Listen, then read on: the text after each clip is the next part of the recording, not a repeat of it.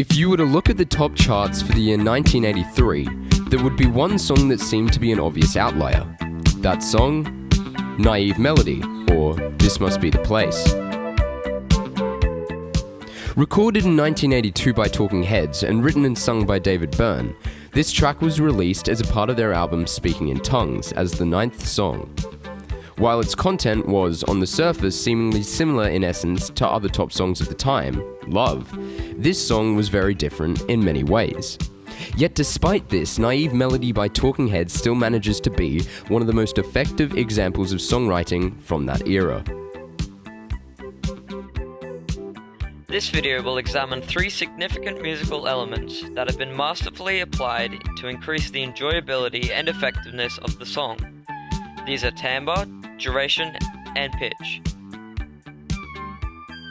When you first listen to the track, it is likely that you will conjure up images of a laid-back, relaxed person who has nothing to worry about, perhaps in some sort of beach scene. This is reinforced by it being in major key, 114 beats per minute, having a bouncy instrumental, high-pitched vocals, and happy lyrics. On the topic of lyrics, Byrne noted that he had never written a love song before, aiming to avoid the topic as it was kinda big. In the concert film Stop Making Sense, Byrne stated, "That's a love song made up of almost completely non-sequiturs, phrases that may have a strong emotional resonance but don't have any narrative qualities. I don't think I've ever done a real love song before. I tried to write one that wasn't corny, that didn't sound stupid or lame the way many do. I think I succeeded. I was pretty happy with that."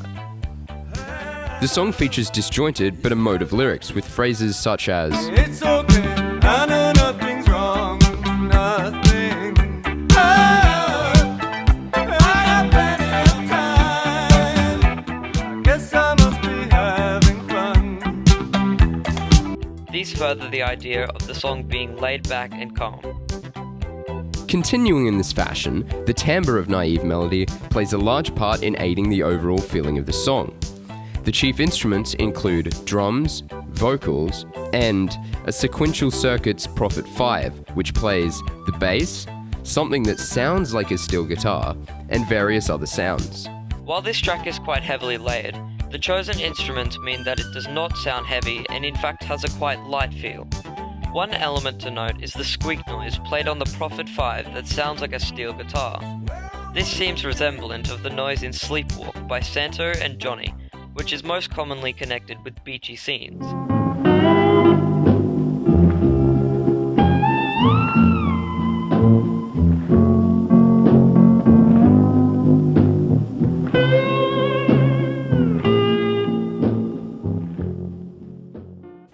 The duration of Naive Melody is yet another element which is crafted in a way that pushes the song forwards without it seeming too stressed.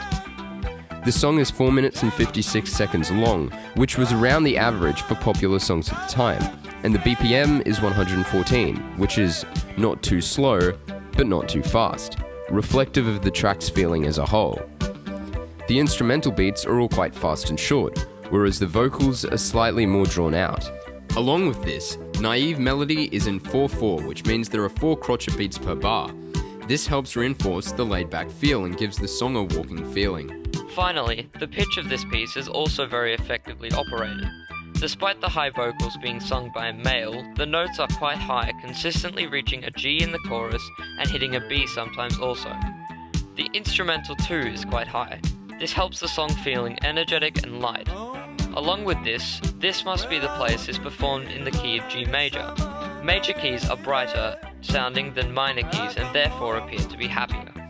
Overall, Byrne's vocals have a range of G to B, which is 10 notes, although the verses only use around 3. Through the application of these elements, along with the inventive lyrics, David Byrne and Talking Heads have masterfully created a song which effectively conveys both its message and its vibe to the audience. Because of this, it is understandable why this song is still talked about today and holds a special place in many people's hearts.